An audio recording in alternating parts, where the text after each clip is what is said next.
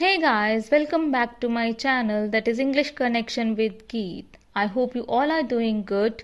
और आज हम बात करेंगे एक ऐसे पोइम कलेक्शन के बारे में जो सिर्फ कविता नहीं है, ये एक आत्मिक अनुभव है, स्पिरिचुअल एक्सपीरियंस है।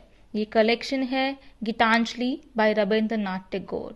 और आप जानते हैं क्या, टैगोर को गीतांजलि के लिए 1913 में नोबेल प्राइज मिला था। गीतांजलि का मतलब होता है गीतों का अर्पण, यानी सॉन्ग ऑफरिंग्स। ये पोइम्स टैगोर ने पहले बंगाली में लिखी थी, जिसका नेम था गीतांजलि। लेटर टैगोर ने खुद ही इसका इंग्लिश वर्जन लिखा, विच गॉट पब्लिश्ड इन 1912, जिसमें 103 पोइम्स थी, जिसके लिए 1913 में उन्हें नोबेल प्राइज मिला था। He was the first non European to receive this prestigious award.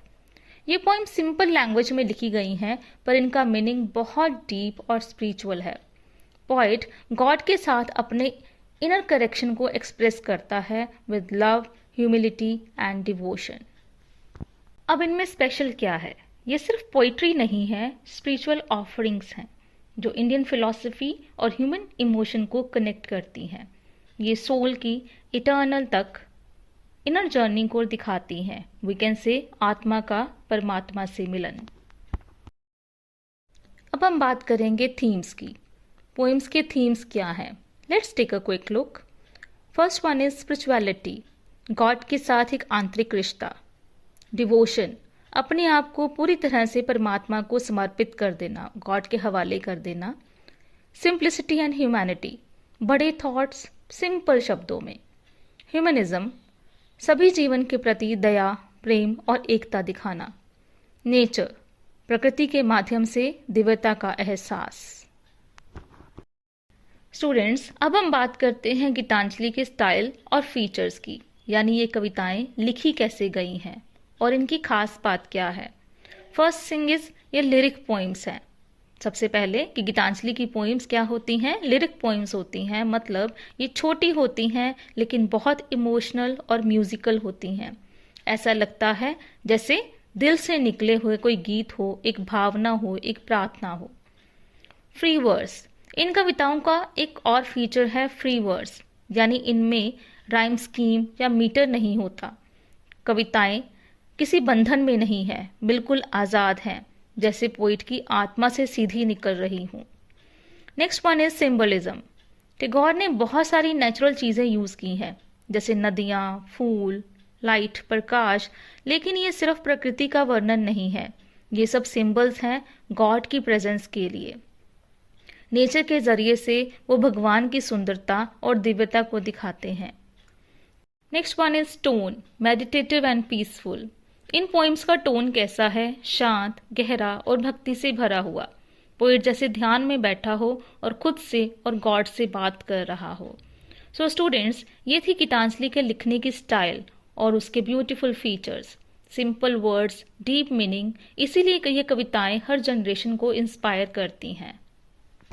Next आपको बताई गई हैं टैगोर की पोइम नंबर 35 में से ली हुई बहुत famous line, where the mind is without fear and the head is held high। Next हम बात करेंगे टैगोर की फेमस 5 पोइम्स के बारे में, उनकी थीम्स के बारे में और उनकी बहुत ही सिंपल समरी के बारे में। And the first poem is thank you God, thou hast made me endless, such is thy pleasure. इस पोइम में पोइट कहता है, गॉड ने मुझे बनाया है और बार बार मुझे नई जिंदगी देते हैं। वो अपने आप को एक वेसल, एक बर्तन मान रहे हैं इसमें, जो खाली होता है, पर गॉड उसे बार बार लाइफ से भर देते हैं। Means God keeps giving us energy, love and life again and again, and it shows gratitude, एक सच्चा धन्यवाद।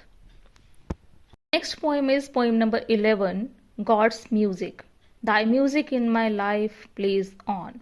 ये पोइम एक ब्यूटीफुल आइडिया देती है, गॉड की आवाज़ एक संगीत की तरह दिल के अंदर बजती रहती है। ये म्यूजिक उन्हें हर मुश्किल में स्ट्रेंथ देता है। पोइट कहते हैं, even when I am lonely, sad और confused, this divine music brings me peace. और इससे हमें क्या मैसेज मिलता है? गॉड हमारे अंदर है, Through his silence, loving presence, inner peace comes from divine connection. Next poem is poem number 35, Where the Mind is Without Fear. Where the mind is without fear and the head is held high. इसके बारे में हमने अभी अभी बात की थी. ये पोइम एक विजन है एक नए इंडिया का, जहाँ लोग डर के बिना सोच सकें, सच बोलें और एक दूसरे के साथ मिलकर देश को आगे बढ़ाएं. पोइट कहते हैं, God lead my country into that heaven of freedom. ये पोइम फ्रीडम, एजुकेशन और ट्रूथ की इम्पोर्टेंस को हाईलाइट करती है. ये आज भी रेलेवेंट है, specially for students like you जो अपने सपनों को सच बनाना चाहते हैं और अपने सपनों का भारत बनाना चाहते हैं. The next poem is poem number 50, I want to serve you. I want to serve you by serving others. इस पोएम में पोइट कहते हैं, मैं मंदिर में नहीं, मैं भजन में नहीं, मैं गॉड की सेवा करना चाहता हूँ by helping poor, needy and helpless people. Message बिल्कुल साफ है, क्लियर है. True devotion lies in helping others. जब हम किसी भूखे को खाना देते हैं, किसी दुखी को मुस्कुराहटें देते हैं, this is the highest form of worship. Service to man is service to God. The next one is poem number 63, the journey of life. The road is long but I walk with faith. Life एक journey है. इस poem में poet कहते हैं, जब तक जिंदगी का सफर चल रहा है तब तक सीखना, बढ़ना और गॉड के करीब जाना कंटिन्यू होता है. कभी रास्ता मुश्किल होता है, कभी आसान, but God walks silently beside us. Life is not about destination, it's about growing with every step. So students, Gitanjali सचमुच एक बहुत स्पेशल बुक है, बिकॉज ये एक ऐसी किताब है जो सिर्फ पढ़ी नहीं जाती, महसूस की जाती है.